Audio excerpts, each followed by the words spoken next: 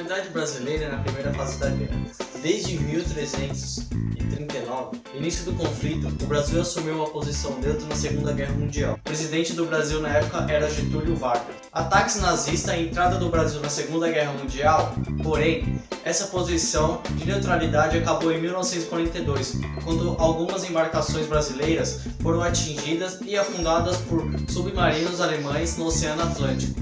A partir desse momento, Vargas fez um acordo com Roosevelt, presidente dos Estados Unidos, e o Brasil entrou na guerra ao lado e aliado dos Estados Unidos, Inglaterra, França, União Soviética, entre outros. Era importante para os aliados que o Brasil ficasse ao lado deles, em função da posição geográfica e estratégica do nosso país e de seu vasto litoral. Participação efetiva no conflito. A participação militar brasileira foi importante na Segunda Guerra Mundial, pois somou forças na luta contra países do eixo, a Alemanha, Japão e Itália.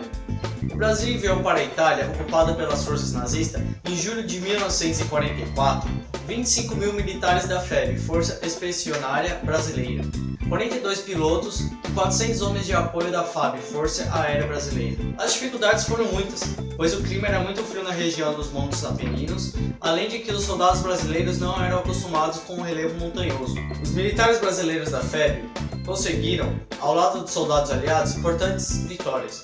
Após duras batalhas, os militares brasileiros ajudaram na tomada de Monte Castelo, Turim, Monteses e outras cidades. Apesar das vitórias, centenas de soldados brasileiros morreram em combate. Na Batalha de Monte Castelo, a mais difícil, cerca de 400 militares brasileiros foram mortos.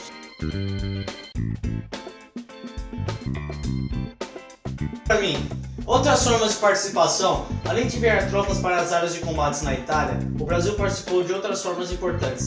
Vale lembrar que o Brasil forneceu matérias-primas, principalmente borracha, para os países das forças aliadas. O Brasil também cedeu bases militares aéreas e navais para os aliados.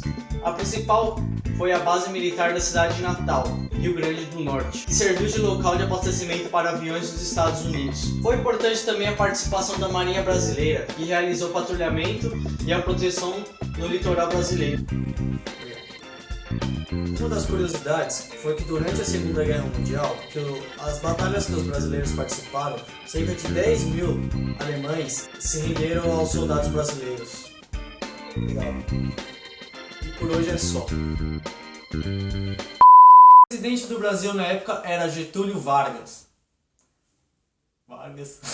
Meu pai. Juliana? Adriano? Romero Brito? Se eu tô chamando? Catrina? É óbvio, velho. Guarapari Búzios é minha arte. Obrigado. Rave.